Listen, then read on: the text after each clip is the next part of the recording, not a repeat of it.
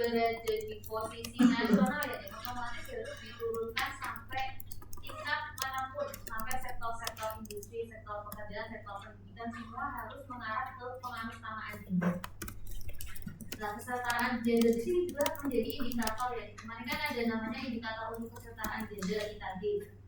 Semakin kecil angkanya semakin bagus. Nah, di sini negara harus punya kesetaraan gender yang bagus untuk memperkuat kemampuan negara untuk berkembang, karena ini menjadi salah satu indikator dunia dari apakah negara ini memang punya kontribusi terhadap kesetaraan gender atau enggak, karena kesetaraan gender masuk menjadi salah satu di SDGs. Jadi pokoknya yang ada di SDGs itu negara harus mengupayakan gimana caranya itu tercapai. Nah, salah satunya di sini Kementerian Pemberdayaan Perempuan dan Perlindungan Anak (PPPPA) dia punya ini penghargaan atau award untuk institusi atau badan yang dia ada inovasi ke arah PUBG. Nah, namanya Anugerah Paralita Ekra setiap 2 tahun sekali. Jadi itu penghargaan dari pemerintah. Nah, kalau kita lihat di sini di tujuan SDGs, kesetaraan gender ada di nomor 5. Makanya itu diturunkan sampai di semua sektor pembangunan, baik pendidikan, apalagi ini ekonomi, kemudian kesehatan, semua harus berbasis kesetaraan gender. Kalau kita breakdown lagi di sini kesetaraan gender pun banyak poinnya, dari 5.1 sampai 5.6. Poinnya banyak, salah satunya ya ini ya, kalau terkait kesehatan, umur usia pertama kali menikah tahun kemarin kan ada salah satu opsinya indikatornya menikah di usia kurang dari menjadi salah satu indikator. Jadi ini yang harus ditekankan oleh pemerintah. Promosi perempuan usia reproduksi dia membuat keputusan sendiri terkait hubungan seksual, penggunaan kontrasepsi dan layanan kesehatan. Jadi tidak ada paksaan dari pemerintah untuk melakukan hal-hal ini. Nah, terkadang kan ada kekerasan seksual ketika dipaksa jadi. Kadang nggak seperti itu. Harusnya mereka punya bisa membuat keputusannya sendiri. Kemudian, di sini ada syarat yang harus dipenuhi untuk setiap unit atau instansi dalam proses pembangunan daerah. Yang pertama adanya komitmen. Jadi di setiap sektor itu harusnya dia punya komitmen bahwa kebijakan yang dibentuk itu berdasarkan kesetaraan gender. Itu harusnya ada. Jadi ada komitmennya. Nah, kemudian ada kebijakannya. Ada lembaga yang menaungi tadi terkait pelaksanaan PUB di daerah. Jadi PUB ini istilahnya program atau strategi untuk gimana caranya perempuan dan laki-laki itu punya kesetaraan yang sama. Kemudian data sistem informasi, ada profil-profilnya. Ada profil-profil kan kalau misalnya gender apa, pendidikan bagi perempuan timbang atau enggak. Kayak kemarin kan IKT salah satunya pekerjaan yang perempuan sudah banyak yang bekerja, atau misalnya perempuan banyak duduk di pengambilan keputusan DPR gitu. Nah itu bisa. Kemudian ada nggak metodenya untuk melakukan analisis gender sehingga kebijakan yang dibuat ini mengarah ke responsif gender. Harusnya seperti itu.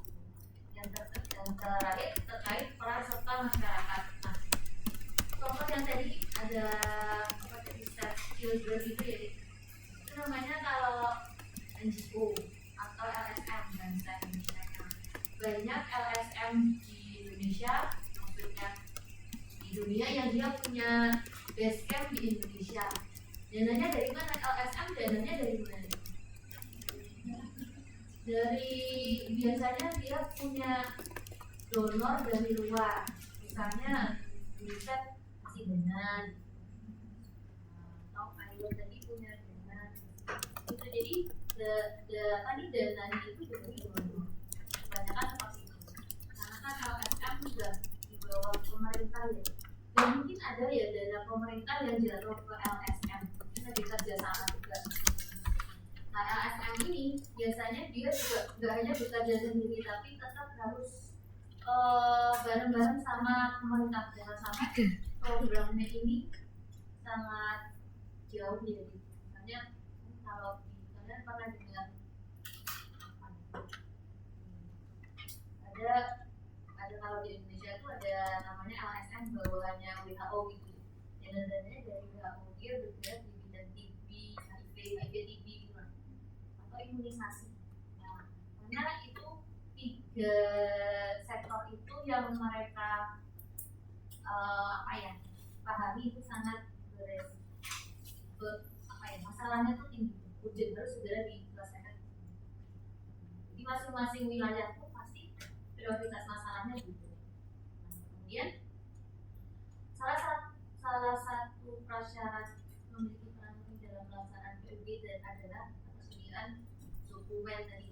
Jadi kalau mau PUB harus ada atasnya dulu, harus ada istilahnya kontrolannya undang-undang itu apa, gitu. Kita langsung melakukan implementasi bisa, terus ada peraturan dari pemerintah. Kemudian di sini PUB salah satu bagian terpentingnya itu namanya analisis gender. Jadi sebelum mengarah ke proses PUB kita harus melakukan analisis gender dulu, dimana kita menggambarkan situasi kesetaraan gender dari suatu kebijakan atau situasi yang ada di sekeliling kalian. Nah, ini gambaran dari analisis gender yang dilakukan nih. Yang pertama, identifikasi potensi dan kebutuhan. Kalian bisa dapat data-datanya, ada data-data pendukung, misalnya terkait tadi ya penggunaan KB. Bagaimana gambaran penggunaan KB laki dan perempuan, benar mana laki atau perempuan, itu bisa menjadi pembuka, wawasan pembuka. Kemudian perencanaan programnya, formulasi tujuan dengan memperhatikan dimensi gender. Nah, kalau tadi misalnya masih memberatkan perempuan, padahal perempuannya udah pakai KB nih, tapi kok banyak kelahiran yang tidak diinginkan dari, bukan yang KTD ya, tapi karena harusnya kan kalau udah pakai kontrasepsi dia bisa menjalankan, tapi kok masih bisa hamil. Nah itu harus dievaluasi apakah ini sudah ikut. Harus ada perencanaan program yang benar, kemudian dilaksanakan programnya, diimplementasikan. Akhirnya ada penyuluh pria dan penyuluh wanita yang memberikan masukan terkait penggunaan alat kontrasepsi pada kedua jenis. Kemudian dimonitoring nih. Monitoringnya apa? Berarti tadi kan indikatornya berapa yang menggunakan alat kontrasepsi antara laki dan perempuan. Itu disamakan. Nah, ketika program ini berjalan, sebelum dan sesudahnya itu datanya masih sama atau enggak. Jadi kita membandingkan data yang sebelum dan sesudah.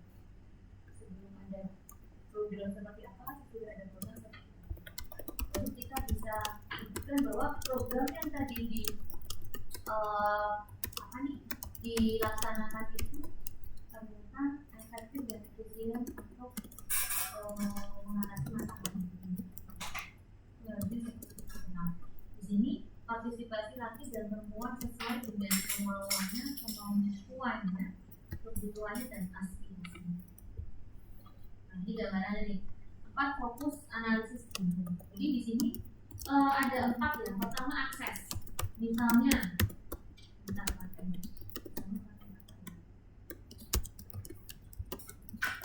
tadi misalnya KB ya.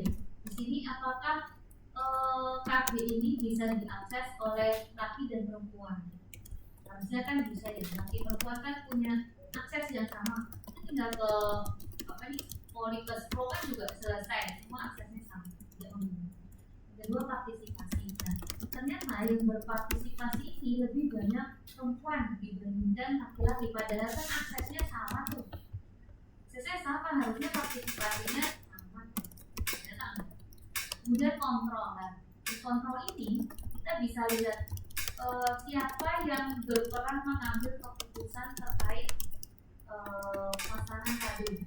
Dan kalau dibaca ada suami istri nih, siapa yang berperan di sana? Apakah hanya lakinya, hanya perempuannya? Ternyata yang hanya berperan ini lakinya. Ini yang menyuruh perempuannya untuk KB. Harusnya kan kontrol ini kedua jenis kelamin punya kontrol yang sama, jadi sama-sama kuat gitu, enggak ditindas dengan satu oleh laki-laki. Nah, manfaatnya kalau kita lihat indikator manfaatnya, ini lebih menguntungkan siapa nih? Laki atau perempuan? Kalau laki itu padahal harusnya manfaatnya untuk keduanya. Nah, jadi 4 fokus analisis gender itu kita harus satu-satu kayak metanya satu-satu dari segi akses, partisipasi, kontrol, dan manfaatnya. Jadi harusnya semua aspek ini sama rata kalau berbeda. Nah, ternyata kan ada masalah nih di kontrol, masuk patriarki, masih laki-laki yang punya banyak peran di sini. Manfaatnya yang perempuan harus melakukan KB, harus melakukan sedemikian pantangan-pantangan, tapi laki-lakinya menerima manfaat. Itu gambaran kok ada ketimpangan juga di sana. Nah, di sini kita bisa lihat nih akses distribusi informasi dan komunikasi. Dari informasi juga bisa, apakah laki-laki dan perempuan mendapatkan informasi yang sama. Sebenarnya pun informasi sama ya. Pengundangan representasi kelompok perempuan dan laki-laki. Nah, mungkin untuk menggali akses ini bisa lewat survei tadi ya, dikumpulkan nih laki dan perempuan, terus diberikan kuesioner apakah mendapat akses tentang informasi KB, dari siapa dapatnya, sumbernya dari mana gitu. Untuk menggali informasi terkait akses. Kemudian partisipasi terkait lagi nih, misalnya posyandu lansia yang gampang-gampangnya posyandu lansia. Siapa yang mendapat akses? Laki perempuan, bapak ibu usia dewasa pasti punya akses. Semua punya akses ke posyandu lansia.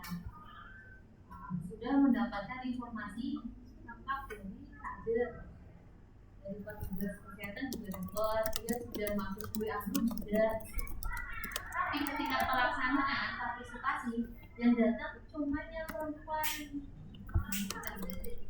Upaya mengatasi hambatan bagi keterlibatan perempuan malah tadi ya kita kan bukan partisipasinya rendah. Nah, kontrol. Di sini siapa yang bisa mengontrol kita untuk ikut hadir? Harusnya sih sama-sama ya. Tidak disuruh tanpa berbagi ke konfigurasi yang perempuan punya kesempatan yang sama. Manfaatnya bisa dirasakan oleh keduanya, karena kalau kesehatan otomatis mereka punya kualitas hidup yang bagus. Jadi kita harus melihat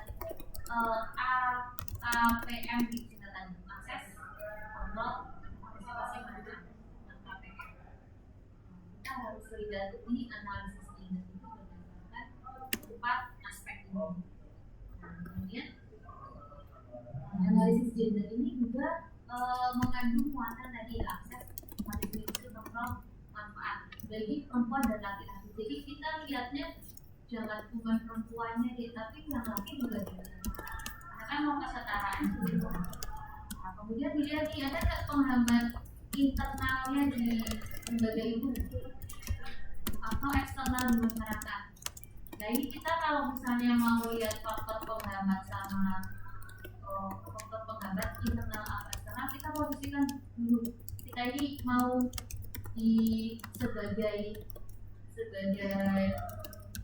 pemerintahkan atau sebagai masyarakatnya.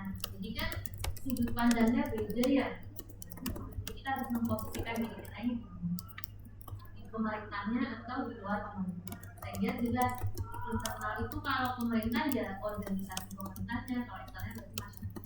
Kalau kita di masyarakat, kalau kita sebagai masyarakat, berarti yang internalnya ya kondisi masyarakat kita, eksternalnya bisa ini pemerintah. Kemudian, nah indikator outcome. Jadi indikator itu berarti kan ada angkanya. Jadi kalau namanya indikator pasti ada angkanya. Indikatornya apa? Kalau misalnya tadi KB berarti partisipasi KB, berapa yang menggunakan macam-macam alat KB, atau pertanyaannya ini apakah itu menggunakan KB. Nah, jadi indikator itu bisa digunakan sebagai evaluasi nanti di akhir setelah proses. Indikator input dan output juga dihubungkan dengan bagian pelaksanaan. Misalnya kalian kan ada penyuluh nih, penyuluh KB harusnya kan ada laki dan perempuan. Jadi inputnya aja kurang, kita tidak menyediakan SDM-nya yang cukup nih buat memberikan informasi ke masyarakat. Atau jadi inputnya terkait media-medianya kurang, pamflet-pamfletnya kita nggak dapat informasi. Atau ternyata alat kontrasepsi ini yang nggak ada nih. Kemudian outcome kan keluarannya, outputnya apa? Kalian di organisasi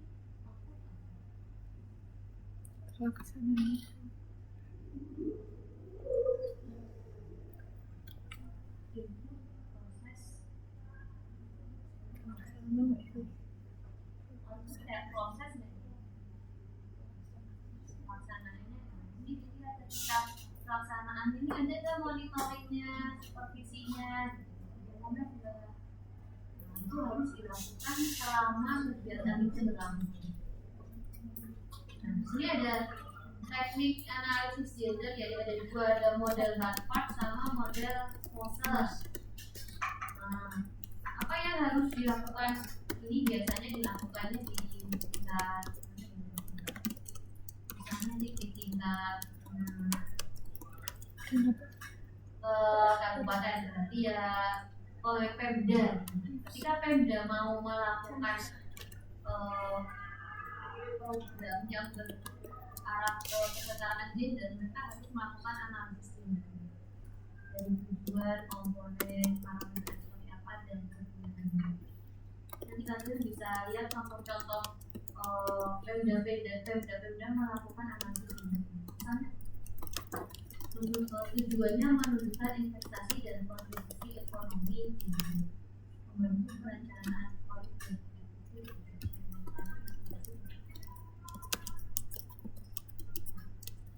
Jadi tujuannya harus jelas. Kalau misalnya untuk tadi ya, kalau tujuan kalian menjalankan tujuannya untuk menjalankan kehamilan, komponennya apa? Di sini jadi kan yang berperan ada laki dan perempuan. Peran publiknya itu seperti apa dengan kegiatan produktifnya? Jadi kemarin ya peran produktif, peran domestik atau reproduktif, sama peran masyarakat. Gimana profil akses dan kontrol untuk kedua jenis kelamin tersebut? Ada nggak faktor-faktor yang mempengaruhi? Sebenarnya sama aja kayak yang tadi, namun di sini dibagi-bagi. Ada parameter ini, parameter kan sampai indikator nih, tujuannya berapa yang bisa disebut, misalnya yang sering melakukan pemasangan alat kontrasepsi, alokasinya berapa lama melakukan alat kontrasepsi. Jadi secara pasti pendapatnya semua ini dilihat satu persatu.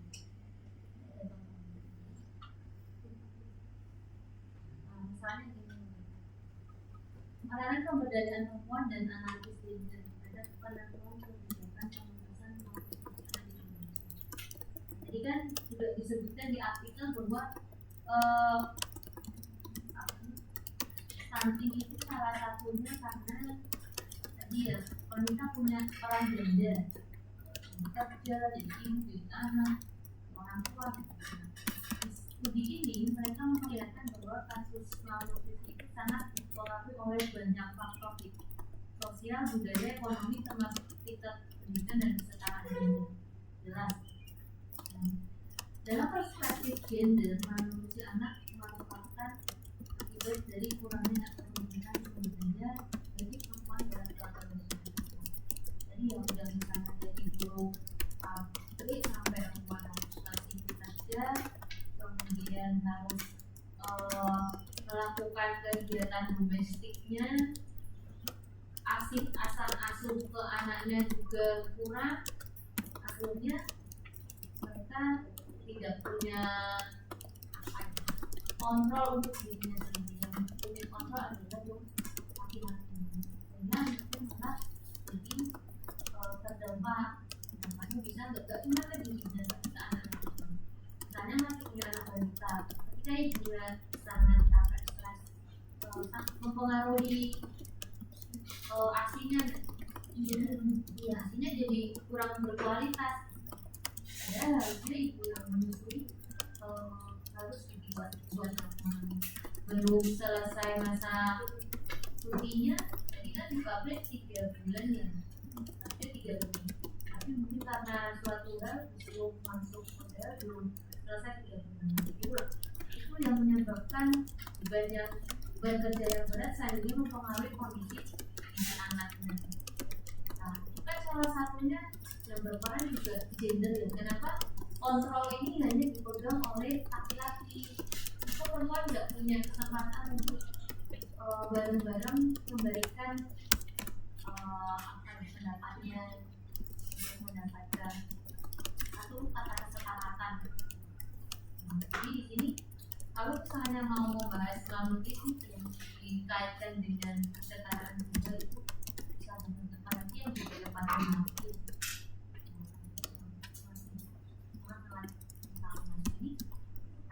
Tidak kesetaraan gender banyak dipengaruhi oleh tingkat rumah tangga orang. Misalnya nih, apalagi yang di rumah tangganya nggak cuma satu kakak di kakak di belakang, dan semua ikut berperan di dalamnya memberikan masukan. Padahal kan harusnya hanya dua belah pihak nih pas syutingnya itu kok. Bahkan ada banyak kakak di sana yang ikut cawe-cawe, akhirnya tadi kata seperti ini benar. Kemudian di sini seorang perempuan mendapat berkisah dalam masyarakat mempunyai peranan gender dan peran kita. Makanya kadang-kadang kalau di kehidupan kita kayak RT RW itu kan siapapun boleh jadi pengurus ya. Nah itu kelihatan kesetaraan gendernya. Juga tidak membedakan status sosial ekonominya. Kita punya peran. Kemudian namun dalam rumah tangga peran perempuan terhadap kontrol itu lebih rendah dibandingkan kesempatan pendidikan, kemudian juga lebih rendah dibandingkan. Bahkan kalau ada nih yang menggunakan anak laki dan perempuan atau mungkin nanti yang bergabung sekolah dengan perempuan itu masih harusnya kesetaraan gender ini nggak cuma di dewasa ya, dari anak-anak pun harusnya juga sudah diterapkan nih kesetaraan gender antara laki dan perempuan. Tapi perempuan punya kesempatan yang sama, belajar mendapatkan pendidikan yang sama. Apabila perempuan pada keluarga mempunyai keterampilan dari masyarakat, cenderung mempunyai pendidikan yang rendah dan akses informasinya terbatas. Mereka dikontrol, jadi dia nggak punya kesempatan yang sama untuk dapat akses informasinya. Saat ini itu lagi, kemudian ini masih berdasarkan misal tadi ya. Wanita yang mempunyai kesehatan yang rendah cenderung punya anak dengan gizi yang rendah. Nah, gimana kesehatannya nggak rendah, setiap hari disuruh kerja, kemudian berdiri, tidak dikasih jam istirahat, misalnya shiftnya masih malam juga pada dengan akhirnya. Jadi kalau berdasarkan artikel karya juga banyak yang akhirnya anaknya BBLR, bahkan ada yang meninggal juga. Ini juga salah satunya tidak cuma di keluarga tapi juga di tempat kerja. Kenapa di tempat kerja tidak menerapkan responsif behavior, sehingga dampaknya akhirnya ke anak-anak. Ini lah gambarannya banyak. Tapi kalau misalnya dibuat kerangka konsep, konsepnya seperti ini. Jadi semua akan mengarah ke modus jika tidak secara gender, kita tetap harus disuruh bekerja, kemudian tidak dapat pelayanan pendidikan dan udah jadi tidak punya kontrol yang untuk diri sendiri lah. Akhirnya dia kondisinya kesehatannya nggak bagus, paling anaknya juga lebih enak, anaknya juga paling karena mereka harus mengurusi berbagai macam pekerjaan. Kalau di sini sebenarnya upaya kesehatan ibu dan anak kan ada di masing-masing. Jadi yang sekarang digerakkan itu induk dan pembangunan. Jadi nggak cuma pembangunan tok, tapi juga harus berbasis induk adil. Jadi sudah mulailah kalian lihat sedikit-sedikit kita itu sudah berbasis induk, misalnya pembangunan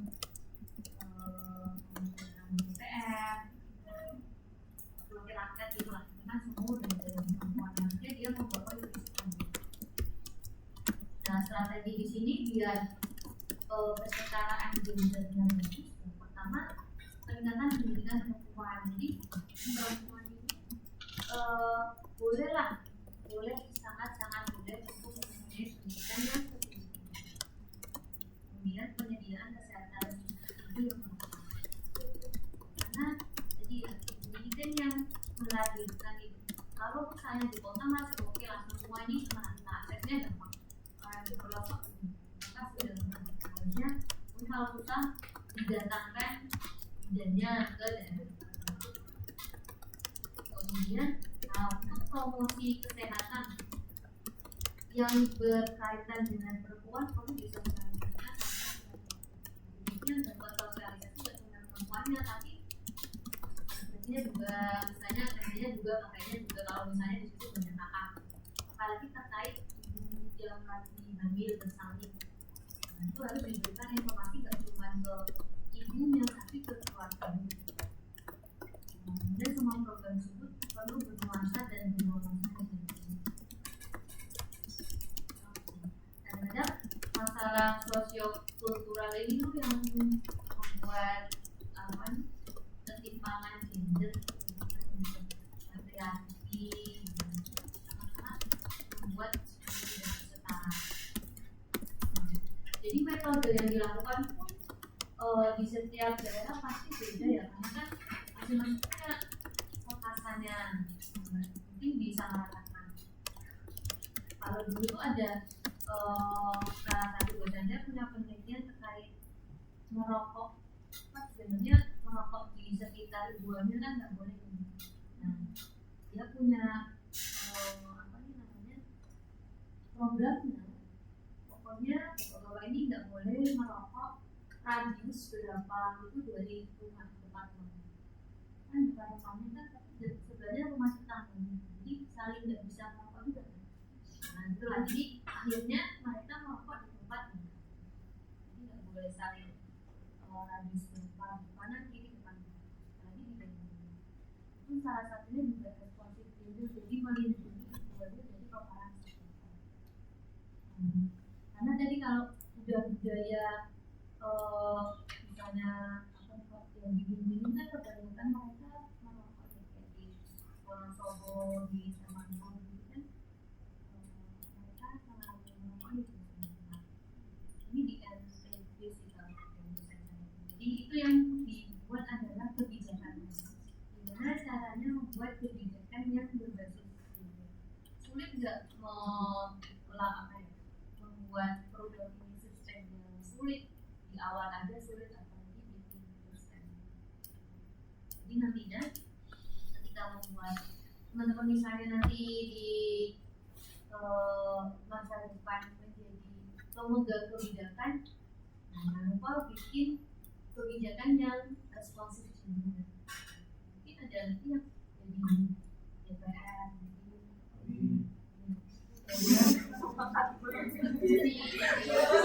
kepala desa, mungkin kepala puskesmas, kan ada di kepala puskesmasnya ada di kesehatan masyarakat.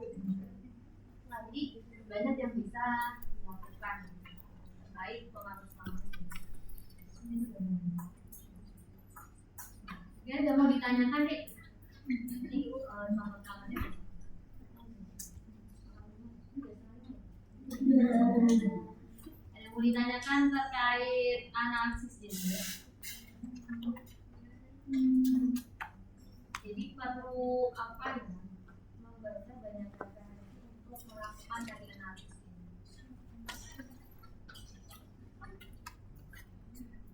Kalau ada komunitas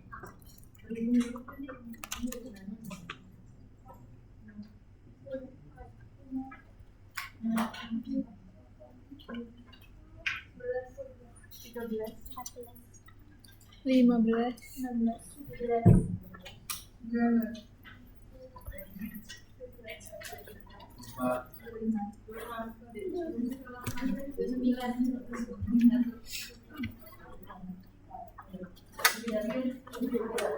Tadi akan lihat.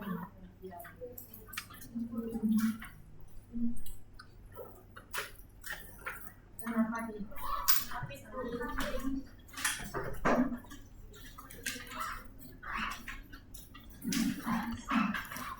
Pertemuan hari ini cukup sekian, kita sudah Izin tanya, kalau misalnya untuk menganalisis gender itu apakah terdapat instrumen khusus atau tools khusus untuk survei misalnya di suatu daerah berapa kesetaraan gendernya, itu gimana Bu?